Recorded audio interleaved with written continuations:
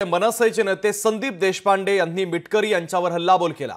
अमोल मिटकरी यांनी लायकीत राहावं असं देशपांडे यांनी म्हटलेलं आहे। मिटकरी इतका नीच राजकारणी असेल वाटत नव्हतं असं महत्त्वाचं विधान देखील देशपांडे यांनी केलंय। राज ठाकरे यांच्यावर टीका केली तर प्रसाद मिळणारच असा इशारा देखील देशपांडे यांनी दिलेला आहे। दुर्दैवाने आमच्या एका कार्यकर्त्याचा मृत्यू झाल्याचं देखील देशपांडे यांनी म्हटलेलं आहे। तर मनसेचे नेते संदीप देशपांडे यांनी अमोल मिटकरी यांच्यावर हल्लाबोल केला। अमोल मिटकरी यांनी लायकीत राहावं असं देशपांडे यांनी म्हटलंय। मिटकरी इतका नीच राजकारणी असेल असं वाटलं नव्हतं असं वक्तव्य देखील देशपांडे यांनी केलेलं आहे। राज ठाकरे यांच्यावर टीका केली तर प्रसाद मिळणारच असं देशपांडे म्हणतात।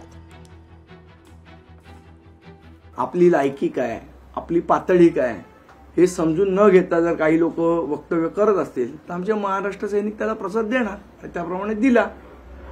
दुर्दैवाने त्यातला एक आमचा आंदोलनकर्ता आमचा उपजिल्हाध्यक्ष होता जय मालवकार, त्याचं हार्ट अटॅकने दुःखद निधन झालं। खरं तर तो फक्त 28 वर्षाचा होता, म्हणजे कुठेही ते सिम्पटम्स दिसत नव्हते। तर काही काल माध्यमांनी सुद्धा चालवलं की त्याला आंदोलनाचं टेन्शन आलं आणि मला असं वाटतं ह्याच्यामध्ये तरी राजकारण करू नये अशा गंभीर प्रसंगात, अशा दुःखद प्रसंगात। त्यामुळे त्याच्यावर असं घाणेरडं राजकारण, नीच राजकारण या अमोल मिटकरी सारख्यांनी करू नये अशी माझी त्यांना विनंती आहे। त्याच्यावर त्यांचा काय नीचपण असेल तो त्यांनी करावा।